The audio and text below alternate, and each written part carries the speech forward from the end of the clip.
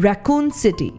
Every Resident Evil fan knows about this, but every Resident Evil veteran has a special attachment to this place. During my first run of Resident Evil Requiem, I spent a lot of time in Raccoon City. And this wasn't because the game required me to, but it was because I wanted to. And here are some things that I just can't stop thinking about. Let's go. I can never forget the RPD Building. Back all those years ago when the nightmare hit Raccoon City, this was considered the safest place to be. And the moment I stepped inside it in 2026, a strong feeling of nostalgia hit me. And I'm sure that many of you who have already played Resident Evil 2 will relate. So coming back to the building, the layout is familiar and exactly what it used to be years ago. There are those corridors, desks, quiet atmosphere of the hallways and much more. Now just as I entered the main hallway, something immediately got my eye, the Welcome Leon banner. For veteran Resident Evil players, this is something that needs no explanation. But just in case you're new to the franchise, time for a quick story. In Resident Evil 2, the officers at the RPD had put up this banner to welcome the new rookie cop on his first day at the station. Now of course, that welcome never really happened, because the zombie outbreak began long before Leon could even properly start his shift. So seeing the same banner again years later felt like the developers were quietly speaking to those fans who remembered that moment. And the moment I saw it, the memory of Leon's first day in Raccoon City instantly came rushing back. It's a very small detail, yet it adds a surprising amount of emotional weight to the entire section. Now, as I continued exploring the area, I eventually reached another point that many will immediately recognize. Yes, Leon's desk.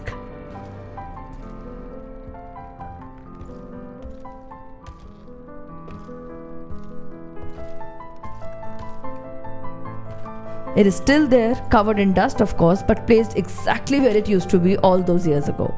The moment I saw it, I was instantly reminded of the beginning of Leon's journey, when our favorite rookie cop first arrived in Raccoon City. Back then, he was inexperienced, confused, and completely unprepared for the nightmare that was waiting for him. The next thing that caught my attention was this letter from Leon's boss. This is one of those classic Resident Evil moments that the series has always done well. Instead of explaining the story through long cutscenes, the game allows the environment to tell its own story. Documents, notes, and letters slowly reveal pieces of the past if you take the time to read them. And this particular letter adds more context to the police station and the people who once worked there, just in case you weren't aware about them.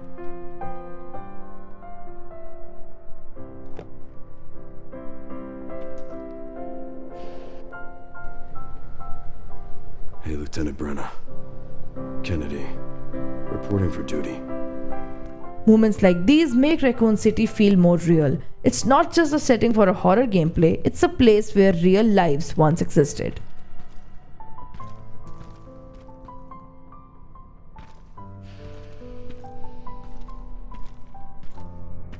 Now, Resident Evil may be famous for survival horror, but the franchise has always had a playful side as well.